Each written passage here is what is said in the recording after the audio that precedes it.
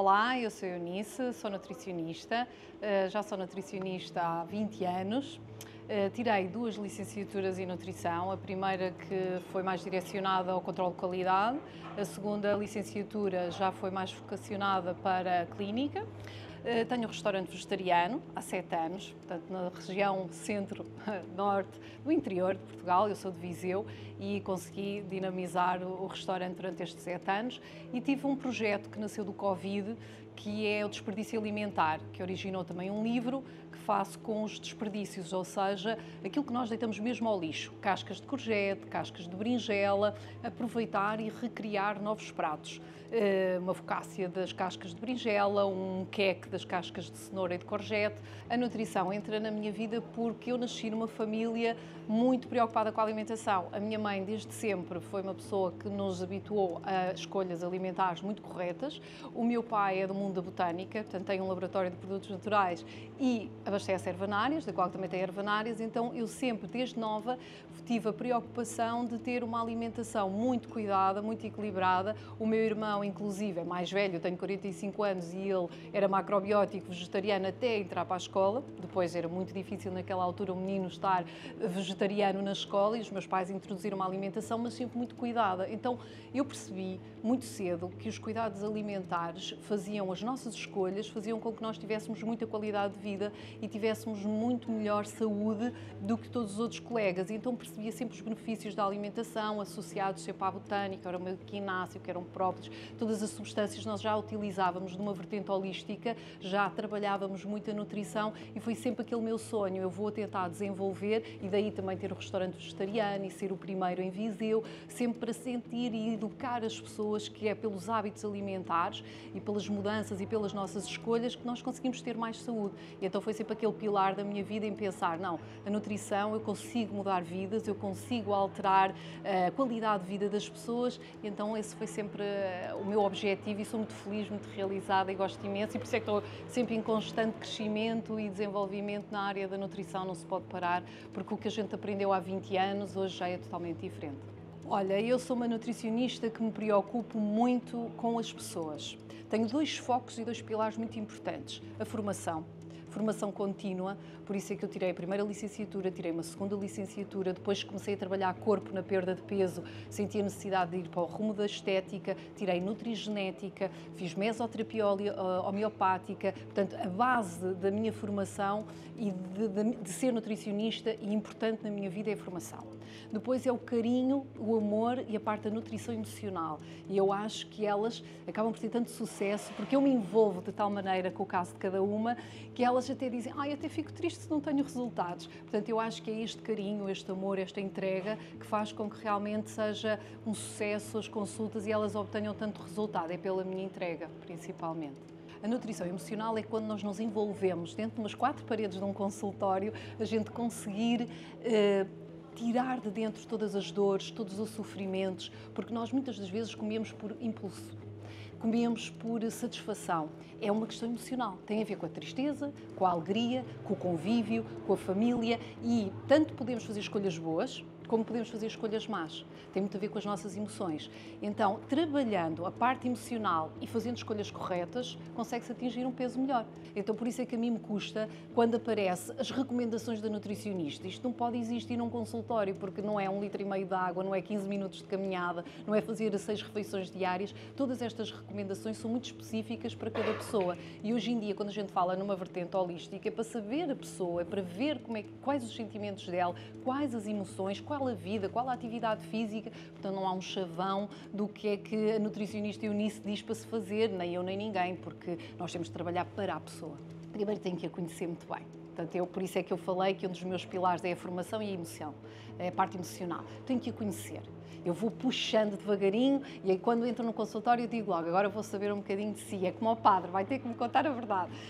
Porque isso é muito importante essa abertura, o abrir a porta do consultório e dar 2 beijinhos, é cá um abraço. Então, vai com coragem para perder uns quilinhos ou é para ganhar? Tem que haver uma empatia, uma nutricionista só tem sucesso se houver empatia. A pessoa chega ali, já vai naquela sensação de ela vai me tirar os meus prazeres da vida. Se nós não entrarmos numa afetividade, entrar pelo coração, então a consulta começa por aí, não é o preocupante não é a balança, quanto é que tu pesas, qual é que te vai dar a bioimpedância, a retenção de líquidos, a massa muscular. Não, vou-te conhecer, vou ser tua amiga, estou aqui para te ajudar. Tanto numa classe mais jovem, porque as crianças às vezes vão obrigadas pelos pais e pensam, o nutricionista vai-me tirar tudo que eu gosto, como alguém que vai numa fragilidade porque vai com muito excesso de peso, ou mesmo na área de estética, porque vão ter que se despir para mostrar o corpo e aquilo que não gostam, ou numa fase mais avançada, porque houve um divórcio, houve uma separação, houve uma mudança de local de trabalho. A água, para mim, tem um papel muito importante na minha vida, porque no meio desta formação toda, num período da minha vida, eu tive que trabalhar e ter formação na área termal. Então, como a minha zona de onde eu vivo, em Viseu, é uma zona muito rica de estâncias termais, eu tive que ter uma formação para a atualização dos funcionários das estâncias termais. Criaram uma equipa com fisioterapeutas, nutricionistas, médicos específicos também da área de hidrologia. Quando a gente vai a uma estância termal, passa por uma consulta médica de um hidrologista e ele é que encaminha todos os tratamentos que são feitos nessa estância termal. Então, eu aprofundei muito o meu conhecimento sobre águas. E acho que hoje em Portugal e no mundo nós nos preocupamos com a quantidade que as pessoas bebem. E qualquer informação que existe sobre a água é beba litro e meio de água. E isto não está correto de todo, porque as pessoas já sabem os benefícios da água na nossa saúde. Toda a gente sabe, eu não preciso de o estar aqui a mencionar, porque toda a gente sabe que tem que beber água, mas não sabe é beber água. E o meu foco, quando tento ensinar as pessoas, que é a reeducação alimentar de uma nutricionista, é ensinar a beber água. Porque a pessoa pensa que, ela tinha dito que eu tinha que beber litro e meio de água e pegam num copo. Toda a informação que a gente vê de marketing, de publicidade, é um copo. E a gente não está a beber, está a deitar água para dentro do corpo. E esse é que é o grande erro, porque essa água não é absorvida por nós. Por isso é que muitas pessoas até são magras e dizem, mas eu tenho celulite, mas eu estou inchada, mas eu faço retenção de líquidos. E o que me apetece dizer é assim, vocês não sabem beber água. A gente vai a um ginásio, a pessoa fartou-se de transpirar e eu só vejo garrafas grandes, tac, tac, tac, tac, tac. Não é isto que a gente pretende. Quando a gente fala que a água deve ser parcelada ao longo do dia, porque a água tem que ser saboreada. A gente hoje fala da alimentação, a gente tem que colocar na boca, tem que saborear, sentir e engolir para que a célula faça a sua função. E isso é que é muito importante, que as pessoas não reconhecem os benefícios, conhecem os benefícios soletrados. Faz bem porque nós, se sentirmos fome, temos que beber água, porque faz bem porque 70% do nosso corpo é líquido. Isso toda a gente sabe. Nós temos é que saber beber água. Eu dou um exemplo muito rápido e muito simples que fica na cabeça das pessoas. Se nós tivermos um filho, ele tiver uma virose, ele vai para o hospital e está desidratado. E o médico ou o pediatra não diz, beba 1 litro de água, e o miúdo está ali a beber 1 litro de água e sai de lá hidratado. Não sai. O que é que lhe pede? Um copinho de água, beba às colheres ou por uma palhinha, devagarinho, até entrar na célula e fazer efeito. Só que o médico não diz isso. Então muitas vezes a gente chega cá fora e ainda vê a mãe, bebe rápido para ver se a água entra e nos vamos embora. A água tem que fazer a sua função na célula. A água tem que ser mesmo bebida devagarinho e ela tem que fazer esse processo. Há uma outra explicação que eu também dou às águas. Se a gente tiver uma esponja e abrir uma torneira, encharca, que é o que acontece nos nossos tecidos. Se nós tivermos a esponja e abrir uma torneirinha e for caindo, depois espremermos, a água sai. É isto que tem que acontecer numa célula. E as pessoas encharcam o corpo e pensam que fizeram o objetivo, porque vivem por objetivos. Eu tenho que ir à consulta, eu tenho que fazer X de exercício físico, tenho que X de quantidade de água, e uma consulta é quantidades de coisas. Eu tenho quantidades de alimentos, eu tenho quantidades de águas, e não é este o objetivo da hidratação do organismo. Nós temos que saber beber água, mastigá-la, senti-la, perceber o corpo humano, acordar de manhã. Muitas vezes as pessoas dizem, a minha nutricionista diz que eu tenho que beber um copo de água assim que me levanto. Mas o copo de água assim que me levanto não é assim.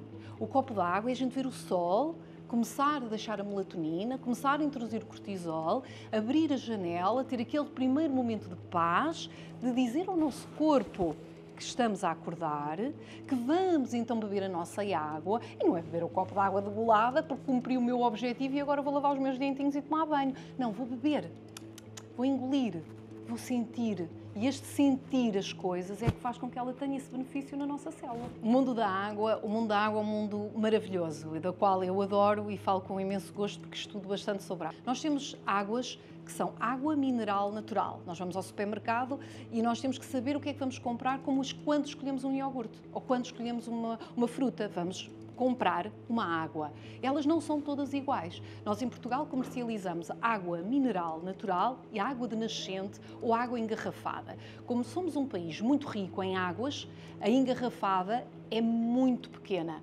Portanto, a quantidade pode aparecer, mas não é expressão. Então temos dois mundos. Temos a água mineral natural e a água de nascente. E o que é isto? A água de nascente é uma água subterrânea, tal e qual como a água mineral natural. Elas vêm todas do nosso subsolo, então passam por esse processo de mineralização. Então estamos a falar que ambas as águas que nós temos no supermercado são mineralizadas, têm minerais, porque são retiradas do solo. Qual é a grande diferença da água da torneira? É que não tem tratamento químico. Qualquer água que nós vimos que no rótulo diz água mineral natural ou água de nascente, ela não leva um tratamento químico. Ela é extraída na sua origem e é engarrafada tal e qual como é retirada do solo. Qual a diferença das duas? A subterrânea, portanto aquela que é de nascente, vem do subsolo, tem um processo de mineralização muito mais lento, tem menos minerais. Se nós entrarmos numa água de nascente mineral, ela vem a um aquífero, que é aí que se dá o tal processo de mineralização.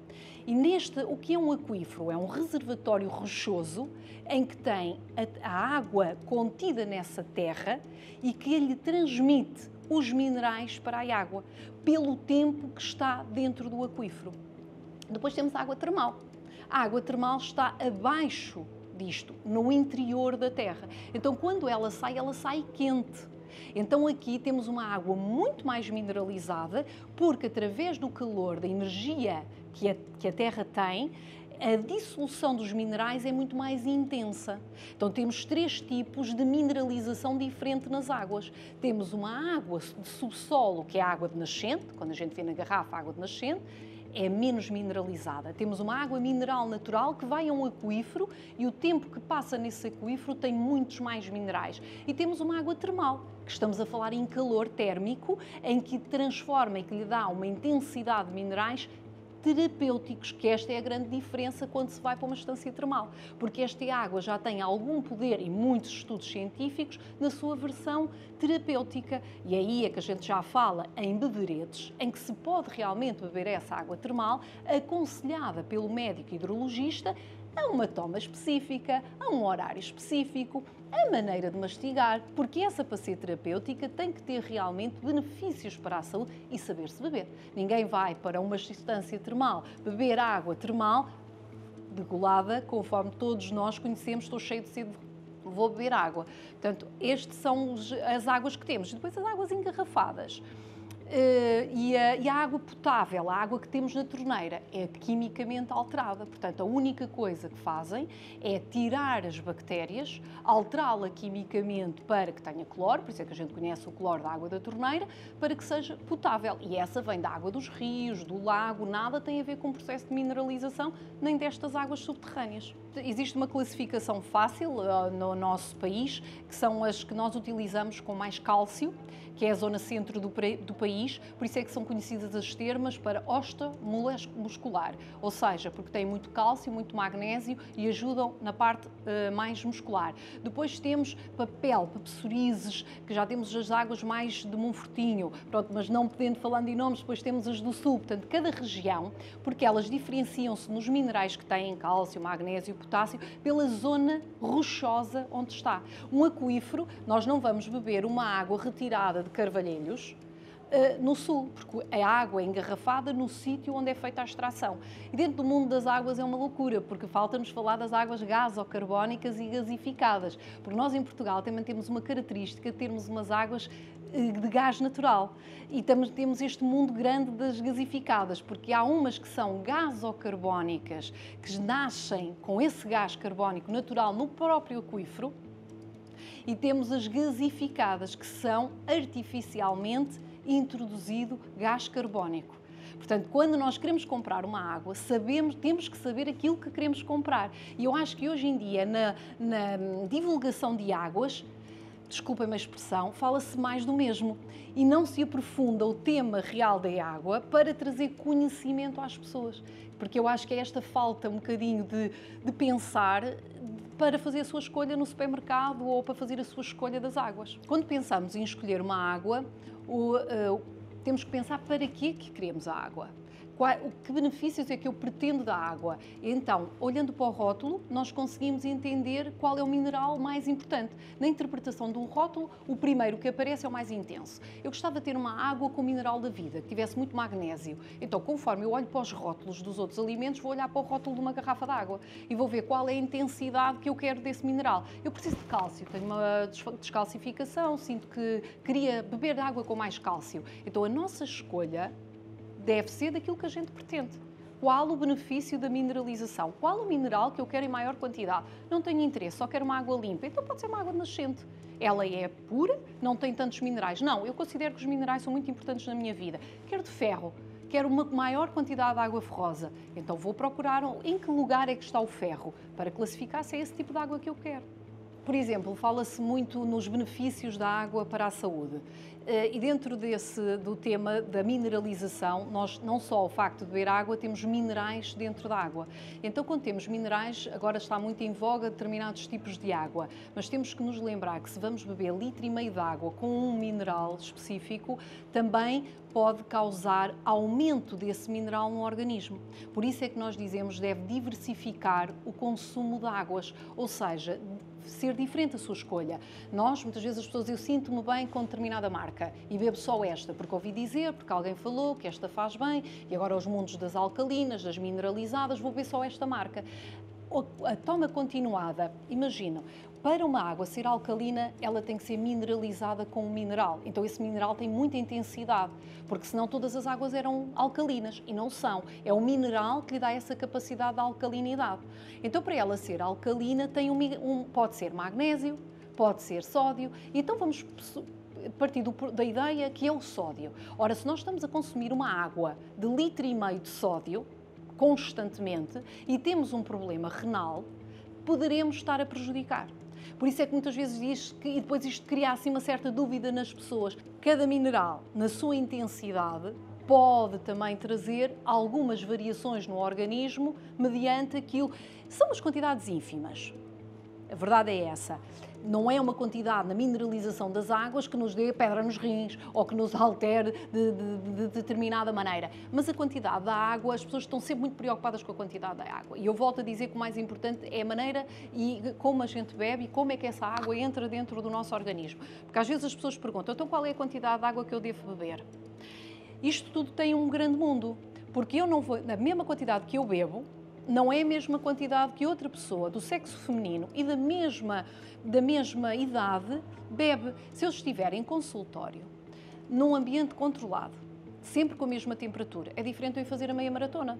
É diferente eu trabalhar numa linha de produção de caldeiras e que está imenso calor. Portanto, mesmo a quantidade de água, não pode existir esse chavão de 1,5 litro. Eu se estiver a falar numa criança, ela não vai beber 1,5 litro de água. Mesmo quantidade de água, perguntam-me muitas vezes qual a quantidade de água que deve beber diariamente. Isto não é uma pergunta. Isto não existe. Nunca ninguém pode fazer este tipo de pergunta a ninguém. Porque estamos a falar numa criança, estamos a falar numa senhora, estamos a falar num idoso que com a idade vai perdendo a sensação de sede. O que é que eu recomendo? Qual é o seu dia? A água, a quantidade de água é bebida pelo dia que a pessoa tem. Eu hoje estou aqui parada, estou a fazer uma entrevista, demorei 5 horas. Então eu vou beber 2 ou 3 litros, nada na vida é livre, nem o consumo de água. Ai, doutora, não me fala a mim que eu não bebo água, eu chego quase aos 3 litros. Ninguém está a perguntar, nem a quantificar as águas, ou a quantidade que bebemos. Estamos a falar o que é que fez e qual a sua necessidade hídrica. Se é uma criança, qual é a necessidade, qual é o sexo, qual é a modalidade desportiva, porque pode haver um dia que eu estou na praia, estou a fazer a meia maratona e bebo uma quantidade de água. Há outro dia que eu vou para o consultório e então eu não posso fazer. A minha nutricionista disse para eu beber 1,5 litro de água, está feito. Eu disse para fazer exercício, está feito. Não, a quantidade de água que nós bebemos tem a ver, sim, com a nossa avaliação na consulta, idade, peso, atividade física e depois nós fazemos o plano da hidratação do paciente e o que é que faz? Quantas vezes faz desporto, que tipo de desporto faz, a que dias faz, em que trabalha, está numa exposição, trabalha na rua, trabalha dentro de casa e a água é a reposição hídrica do que está a fazer. Vou de férias. Olha, a voa foi a melhor escolha da minha vida. Porquê? E há vários fatores que influenciam o eu falar da voa a toda a gente e o ter escolhido para mim. O primeiro facto, para mim, muito importante, tem a ver com o contacto com o plástico.